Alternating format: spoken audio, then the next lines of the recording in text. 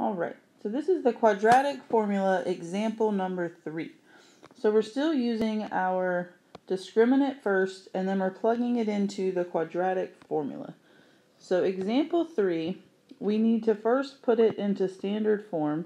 So let's move the 10 over to the left. So we have 2m squared minus 7m, and then we need to add that 10 to both sides. So we get minus 3.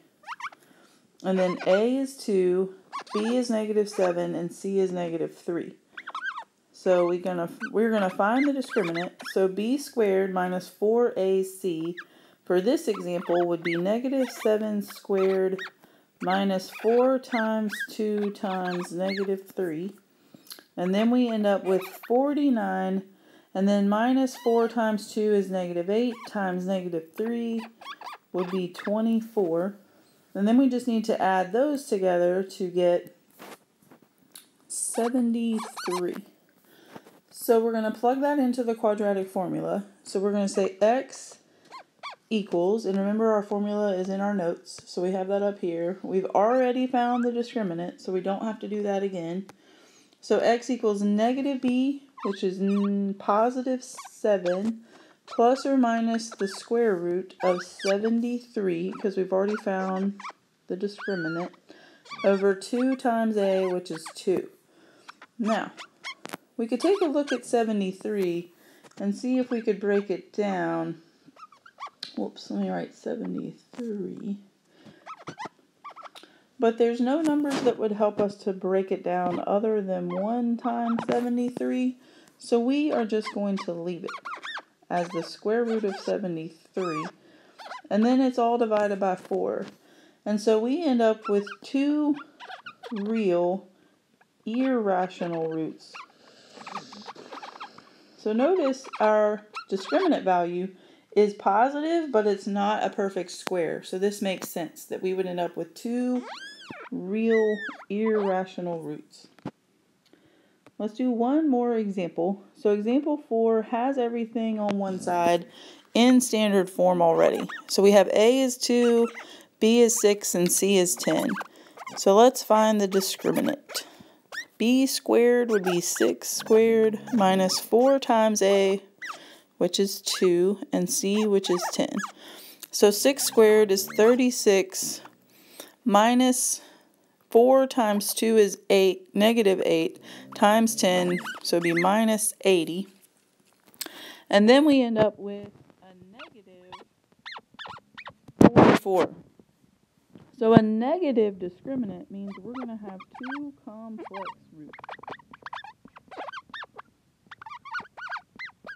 Alright, so let's plug it into the quadratic formula and find our roots. So we have negative b, which in this case would be negative 6, plus or minus the square root of negative 44, all over 2 times a, which was 2. If you hear snoring, that is my dog sitting next to me on the couch, snoring very loudly. So we just need to clean up this quadratic formula. The negative underneath the radical we take out as just an I, because I is equivalent to the square root of negative 1. So we can say that the square root of negative 44 equals the square root of negative 1 times the square root of 44. We can rewrite that as I square root 44, and then we can even break down the 44. So 44 comes from 4 times 11. 4 comes from 2 times 2. So we're able to take out 2. We have the I that's already out front. So I'm going to write that right here. 2i, and then the square root of 11 would be left over. And then it's all divided by 4. So the last thing we could do to simplify our roots is see how the 6, the 2, and the 4 all out front of the radical can be divided by 2. So we need to simplify just a little bit more by dividing all of those numbers out front by 2. So we end up with negative 3 plus or minus I square root 11 all over 2. So notice that matches what we knew from our discriminant in the beginning. We have two complex roots. Complex roots include that little I because it stands for imaginary, is what the little I stands for. And it's when you have a graph of a quadratic that does not have any x-intercepts. For example, this one is just a random example, but it's when you have no x-intercepts. You have two complex roots when this happens.